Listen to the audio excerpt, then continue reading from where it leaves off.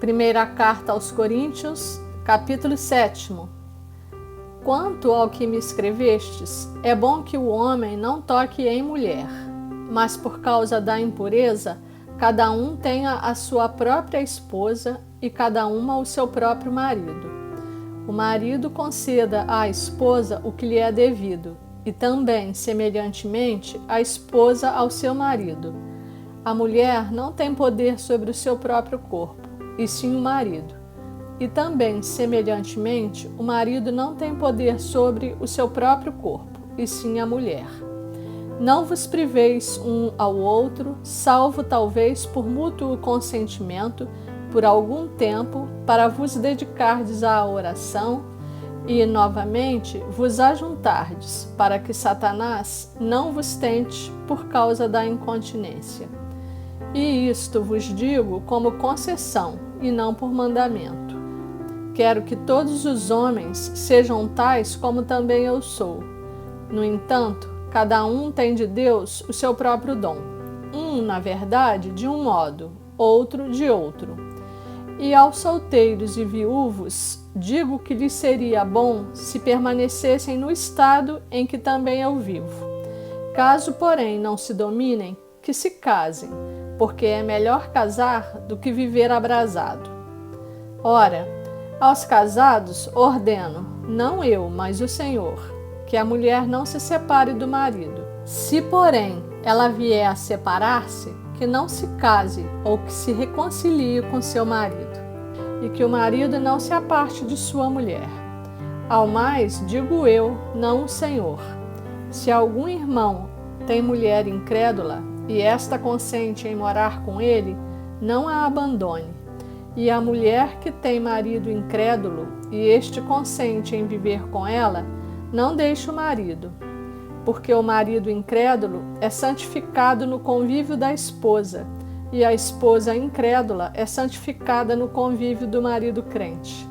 Doutra sorte, os vossos filhos seriam impuros, porém agora são santos.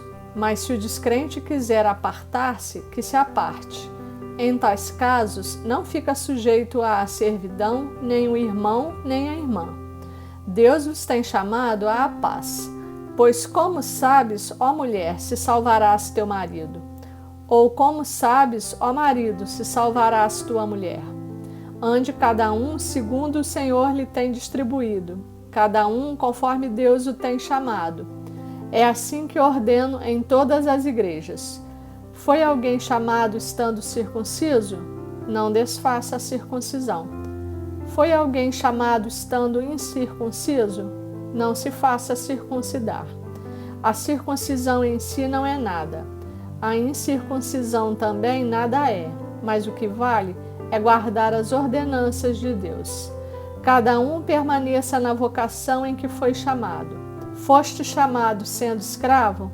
Não te preocupes com isso, mas se ainda podes tornar-te livre, aproveita a oportunidade, porque o que foi chamado no Senhor sendo escravo é liberto do Senhor. Semelhantemente, o que foi chamado sendo livre é escravo de Cristo. Por preço fostes comprados, não vos torneis escravos de homens. Irmãos, cada um permaneça diante de Deus naquilo em que foi chamado. Com respeito às virgens, não tenho mandamento do Senhor, porém dou minha opinião como tendo recebido do Senhor a misericórdia de ser fiel. Considero, por causa da angustiosa situação presente, ser bom para o homem permanecer assim como está. Estás casado? Não procures separar-te. Estás livre de mulher? Não procures casamento, mas se te casares, com isto não pecas. E também, se a virgem se casar, por isso não peca. Ainda assim, tais pessoas sofrerão angústia na carne, e eu quisera poupar-vos. Isto, porém, vos digo, irmãos, o tempo se abrevia. O que resta é que não só os casados sejam como se o não fossem, mas também os que choram como se não chorassem, e os que se alegram, como se não se alegrassem, e os que compram, como se nada possuíssem, e os que se utilizam do mundo, como se dele não usassem, porque a aparência deste mundo passa. O que realmente eu quero é que estejais livres de preocupações. Quem não é casado cuida das coisas do Senhor, de como agradar ao Senhor. Mas o que se casou cuida das coisas do mundo, de como agradar à esposa. E assim está dividido. Também a mulher, tanto a viúva como a virgem, cuida das coisas do Senhor para ser santa, assim no corpo como no espírito. A que se casou, porém, se preocupa com as coisas do mundo, de como agradar ao marido. Digo isto em favor dos vossos próprios interesses, não que eu pretenda enredar-vos, mas somente para o que é decoroso e vos facilite o consagrar-vos desimpedidamente ao Senhor. Entretanto, se alguém julga que trata sem decoro a sua filha, estando já a passar-lhe a flor da idade, e as circunstâncias o exigem, faça o que quiser. Não peca, que se casem. Todavia, o que está firme em seu coração, não tendo necessidade, mas domínio sobre o seu próprio arbítrio, e isto bem firmado no seu ânimo para conservar virgem a sua filha, bem fará. E assim quem casa a sua filha virgem faz bem, quem não a casa faz melhor. A mulher está ligada enquanto vive o marido. Contudo, se falecer o marido, fica livre para casar-se com quem quiser, mas somente no Senhor. Todavia, será mais feliz se permanecer viúva, segundo a minha opinião. E penso que também eu tenho o Espírito de Deus. Primeira carta aos Coríntios, capítulo 8. No que se refere às coisas sacrificadas a ídolos, reconhecemos que todos somos senhores do saber. O saber ensoberbece, mas o amor edifica. Se alguém julga saber alguma coisa, com efeito, não aprendeu ainda como convém saber.